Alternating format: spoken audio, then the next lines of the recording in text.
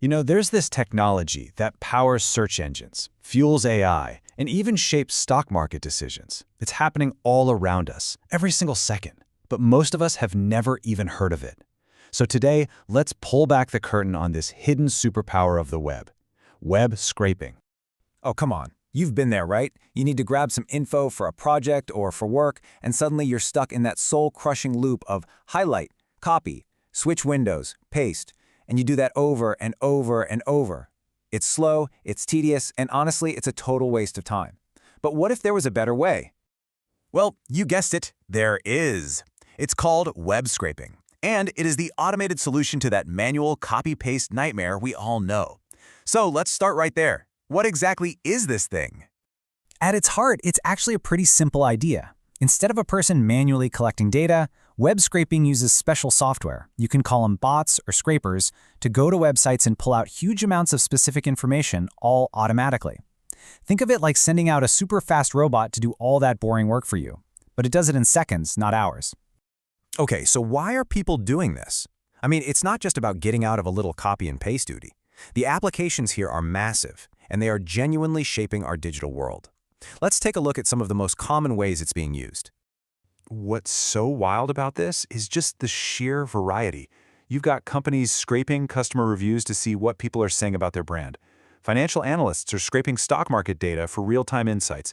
But look at this one, training machine learning models. That's huge.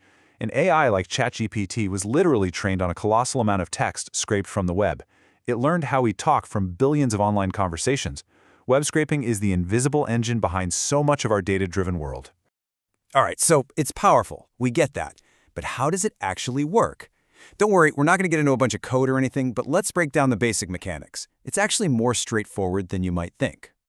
This slide really gets to the heart of it. On the left, you've got us humans, slowly copying and pasting. On the right, you've got a bot that's just lightning fast and can scale up to thousands of pages in no time. But here's the catch. See that last point? Websites have defenses to block these bots, and that's where this whole cat and mouse game really begins. So the whole automated process really just boils down to these 3 simple steps. First, you target a website. You just tell the bot, hey, go here. Second, the bot will parse the site. Now this is kind of the magic step. It reads the website's code to understand how the page is built. And finally, it will extract only the data you told it to find, saving it all neatly in something like a spreadsheet. Simple as that. Let's just double-click on that middle step for a second. Parsing. That's the real secret sauce here. It's all about teaching the bot to make sense of the website's code. By parsing the HTML, the bot can tell the difference between a headline and a paragraph, or a product's price and a customer review. And that's exactly how it can be so incredibly precise in what it pulls out. But all this power is exactly where things start to get really complicated. You see, web scraping lives in this serious legal and ethical gray area. It's a true double-edged sword. It really comes down to this. The same technology can be used for good or for, well, not so good. On one side, you have helpful bots. Think of Google Spots, crawling the web to build its search engine, or price comparison sites that scrape data to help you save money. But on the other side, you've got bad bots, which are used for aggressive things like stealing a competitor's data, grabbing private information, or even launching cyber attacks. At the end of the day, it's all about intent. And this quote just sums it all up perfectly, doesn't it? Web scraping's legality is a murky field that seems to grow with time. There's just no simple yes it's legal or no it's illegal answer. It often comes down to what data is being scraped, how it's being scraped, and whether doing so violates a website's terms of service or copyright law. And beyond all the legal questions, there are some pretty big practical challenges too. Just because you can build a scraper doesn't mean it's going to be a walk in the park. You have to remember, websites are actively fighting back. They use anti-scraping tech like those capture puzzles, or they build their sites with code that's constantly shifting just to confuse the bots. They can even block the bot's digital address, its IP address, if they detect it. And even if you get through all that, a simple website redesign can instantly break your scraper, which means you're constantly having to fix and maintain it. It is a resource-intensive battle for sure. So after all that, where does this leave us? Well, when we look to the future, this central tension of web scraping only gets more intense.